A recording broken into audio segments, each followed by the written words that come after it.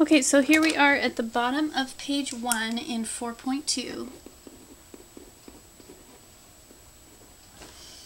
And the first set of problems that you're going to have is just some very introductory identify the intercepts. They're going to give you the graph, and you get to give the coordinates of the intercepts, the x-intercept and the y-intercept. So the instructions will say use the graph to identify two parts here. Part A, the x-intercept, part B, the y-intercept. The x-intercept is where it crosses the x-axis.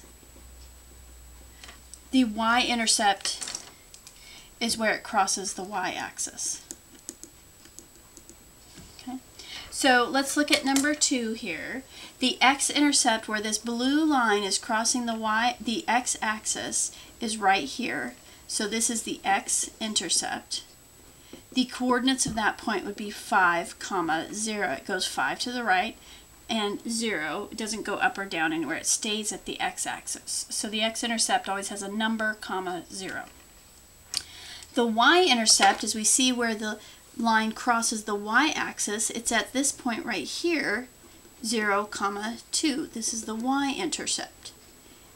It's where the line crosses the y-axis right here at this point of intersection, and it has the coordinate 0, 2. It doesn't go anywhere on the x-axis. It doesn't go left to right. It stays put right here and then goes up 2 on the y-axis. So that is the point 0, 2.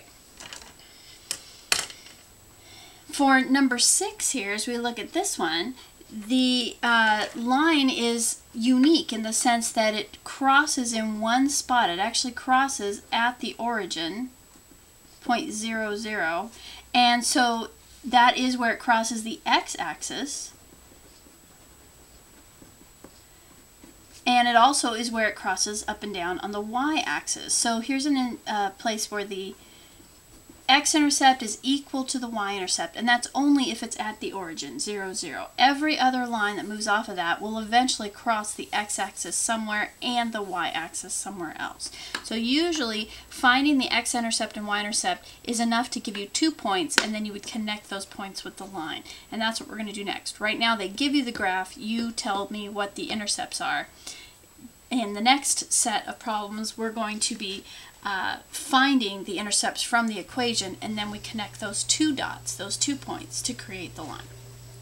But for now, your turn to try identifying the intercepts. So here at number 4 and number 8, actually just number 4 is the one I want you to try. Go ahead and hit the pause button and then come back when you've identified the x-intercept with its coordinates and the y-intercept with its coordinates.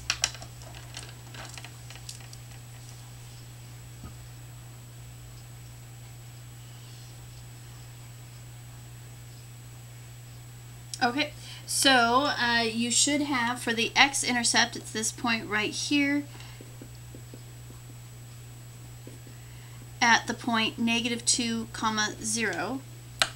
And the y-intercept is a little further down here where it crosses the y-axis, and it's at the point 0, -3. Okay, order matters here, so -2, 0 takes you to the left 2 and then stays put, doesn't go up or down.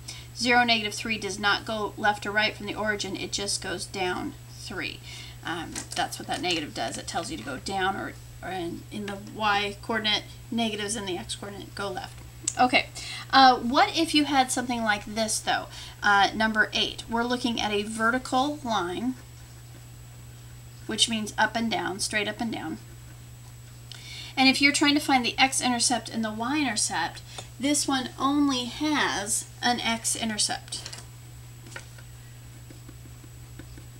because it will run parallel to the y-axis, so it's never going to cross the y-axis. But it does have an x-intercept, and that's at the point -3, 0. But there's no y-intercept. So you can imagine if that's the case for a vertical line, then what if you had a horizontal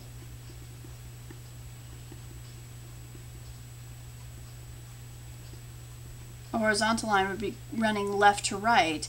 There would be no x-intercept on that one. It would run parallel to the x-axis, and it's y-intercept would be wherever it crosses at the y-axis. So you could have y equals -3, and that would be the horizontal line here that would cross at -3. Here we have the vertical line x equals -3, meaning all the x values are -3, and its intercept is at -3, 0.